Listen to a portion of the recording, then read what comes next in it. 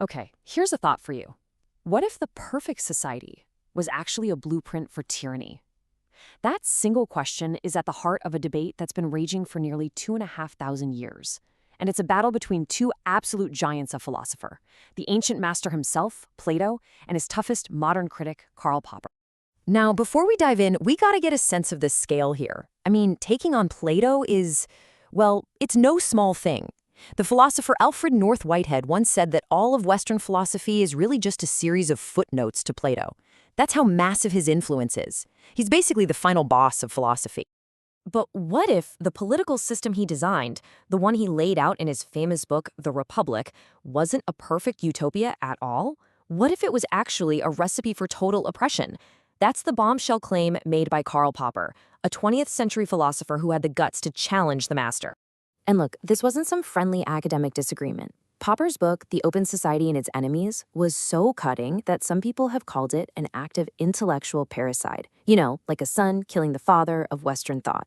It was that revolutionary. But here's what makes this so interesting. Popper actually admired Plato. He wasn't some critic just trying to tear down an icon.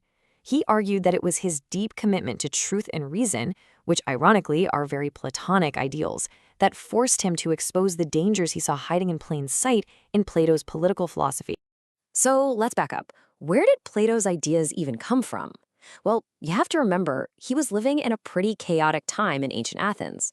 He looked around and saw political instability, corruption, war, and he wanted to design a state that could fix all that. Something perfect, stable, something that would never, ever change.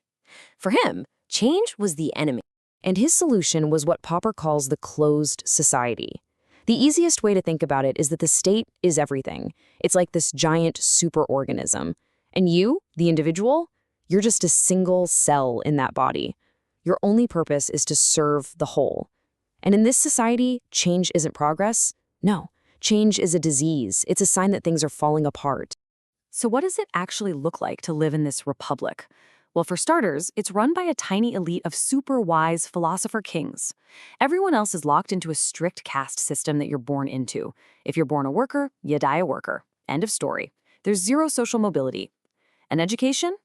It's not about learning to think for yourself. It's state-run indoctrination designed to keep you in your place. The goal isn't your freedom. It's the stability of the system. So, against all of that, Popper puts forward this completely opposite idea. He calls it the open society. The open society pretty much flips Plato's entire model on its head. Here, the individual comes first. Freedom is the goal. It's a society that runs on critical thinking and personal responsibility. And here's a crucial point. For Popper, democracy wasn't about trying to pick the absolute best leaders. He thought that was impossible. Instead, he saw it as the best system we have for getting rid of bad leaders without having a violent revolution. So let's put them side by side because this is where it all clicks. For Plato, the goal is a perfect state, and the individual is just a tool to achieve that. For Popper, the whole point of the state is to protect the individual's freedom. For Plato, change is a threat. For Popper, it's the only way we ever make progress.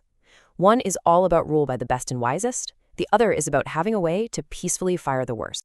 Okay, so we have these two completely different visions for society. But how do you actually go about building a better world? How do you make change happen? Plato's method was, you guessed it, pretty radical. He wanted a total, top-down revolution. Just burn the old world down, wipe the slate totally clean, and then build his perfect society from scratch. But Popper saw a massive flaw in this. It's a gigantic, high-stakes gamble. And if or, more likely, when it goes wrong, you can't learn from your mistakes. The consequences are just too catastrophic. So Popper offered a different way forward. They called it piecemeal social engineering. It sounds complicated, but it's really just a cautious, step-by-step scientific approach. You don't try to fix everything at once. You identify one specific problem, like poverty or access to healthcare. You make a small, focused change to an institution to try and solve it. Then, and this is the important part, you study the results. You see what worked, what didn't, and you learn from your mistakes. Then you adjust your approach and try again. It's not dramatic, but Popper argued it's how real, lasting progress actually gets made. Now, I know it might be easy to think of this as just some dusty old philosophical debate, but the truth is, this battle of ideas is just as real and relevant today as it was in ancient Greece. Because really, the conflict between the closed society and the open society is the timeless tension that defines so much of our modern world. It's that constant tug of war between the needs of the group and the rights of the individual, between our desire for security and our desire for freedom, between the idea that a wise elite should rule and the idea that the people should decide. And ultimately, that brings it all back to a fundamental question that every single one of us has to wrestle with. When society is facing a major crisis, whether it's a pandemic, a war, an economic collapse, how much of our own individual freedom are we willing to trade away for the promise of stability and order? It's not an easy question, and how we answer it really defines the world we live in.